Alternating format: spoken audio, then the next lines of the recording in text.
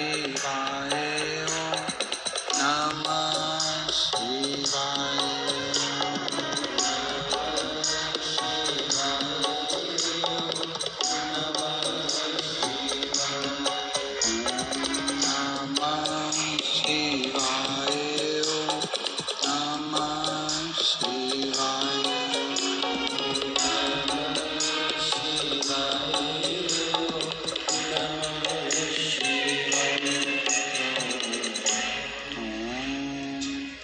नमः शिवाय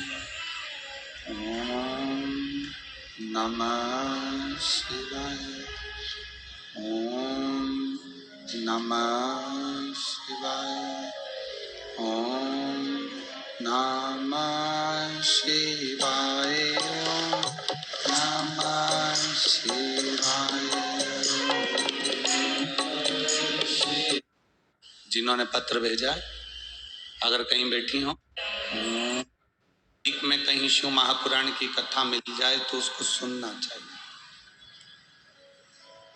चेहरे को कितना भी सजा लो, उससे भगवान कभी नहीं रीझता।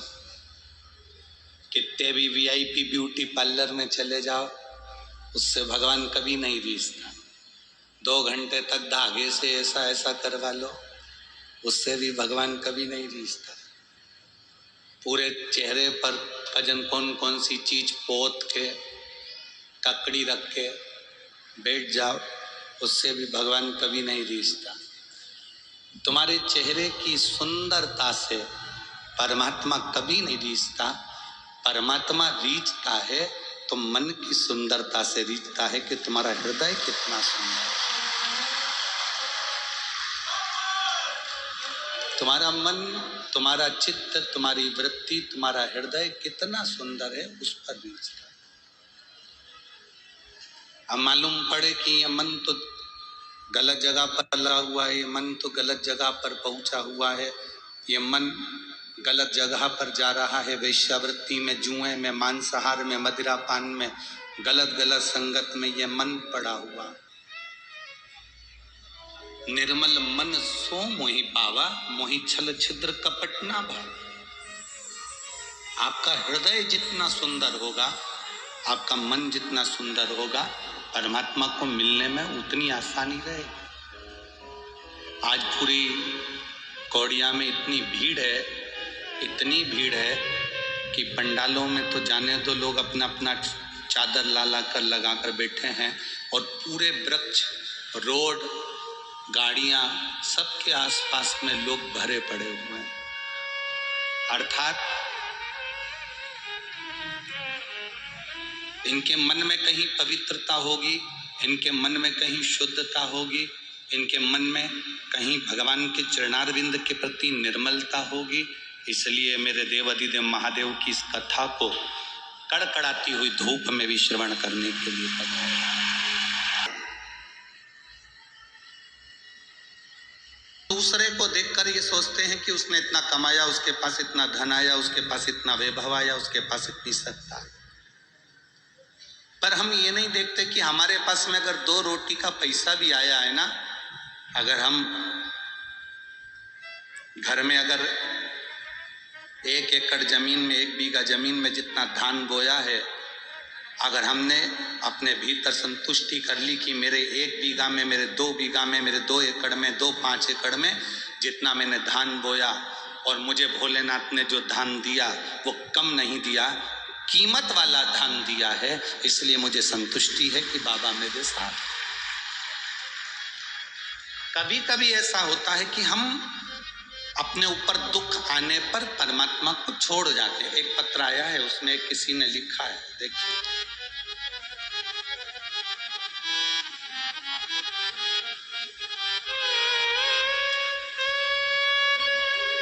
मेरा नाम हेम कुमारी साहू है, पति श्री जनक साहू है।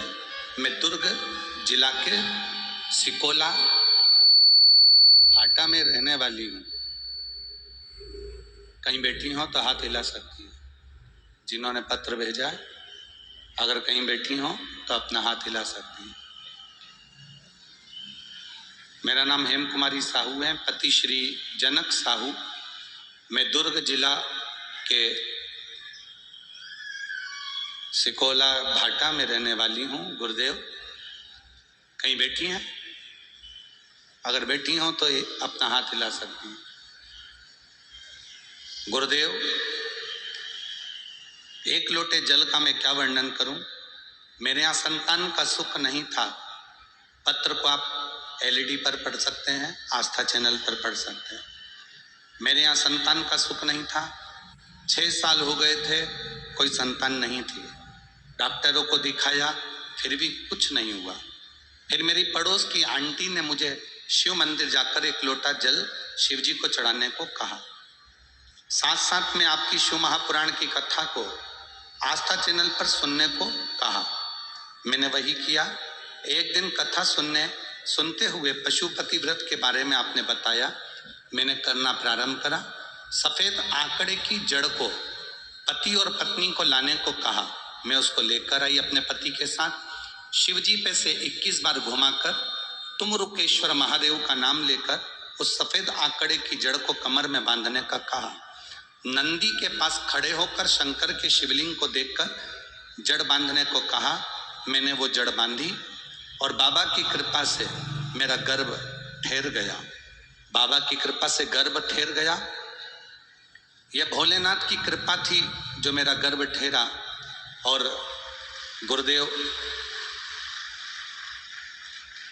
गर्भ ठहरने के बाद में मेरे गर्भ से बच्चे ने जन्म लिया।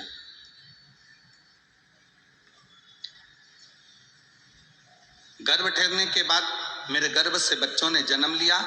बच्चा 6 महीने का होकर शांत हुआ। दूसरा बच्चा पुत्री हुई जो कि 6 महीने बाद वो भी शांत हो गई। अब मैंने बाबा से कहा, बाबा मेरे दोनों बच्चे बीमार थे, चले गए, पर मुझे विश्वास है तू मेरी झोली खाली नहीं रखेगा। बच्चे के जाने के बाद में मैं दुखी हो गई। मंदिर में मन नहीं लगता। फिर भी किसी ने कहा, बाबा ने दिए थे, बाबा ने लिए हैं, बाबा वापस देगा, तू बाबा पर भरोसा रख। मैं शिव जी के मंदिर में जाकर झाड़ू पोछा लगा देती, बाबा को स्नान करा देती। करके सफेद आंकड़े की जड़ मैंने फिर बांधी और बाबा की कृपा से मैं फिर गर्भवती हो गई। और बाबा की कृपा से अभी मेरा 9वां महीना चल रहा है। और मैं बाबा की इस कथा में आई, प्रणाम करने के लिए आई हूं कि बाबा ने मुझे फिर संतान का सुख दे दिया। थोड़ा सा संघर्ष जरूर हो सकता, पर आपका विश्वास नहीं डोलना चाहिए, आपका भरोसा समाप्त नहीं होना चाहिए। थोड़ा कष्ट जिंदगी में आता है, जीवन में आएगा। बच्चे चले गए माना, परंतु आप भगवान के दरवाजे जाना बंद नहीं करना, भगवान की चौखट पर जाना बंद नहीं करना। जब आप भगवान की चौखट पर जाना बंद नहीं करोगे, भगवान के दरवाजे जाना बंद नहीं करोगे, तो भगवान को भी लगेगा इसको मैंने इतना दुख दिया, इतना कष्ट दिया, इसके 2 बच्चे भी चले गए, इतना कष्ट इसके जीवन में आया, उसके बाद भी इसने मेरे दरवाजे पर आना बंद नहीं करा, तो मेरा महादेव दया कर कर फिर वापिस गोद भर देता है, वापिस प्रदान कर देता है।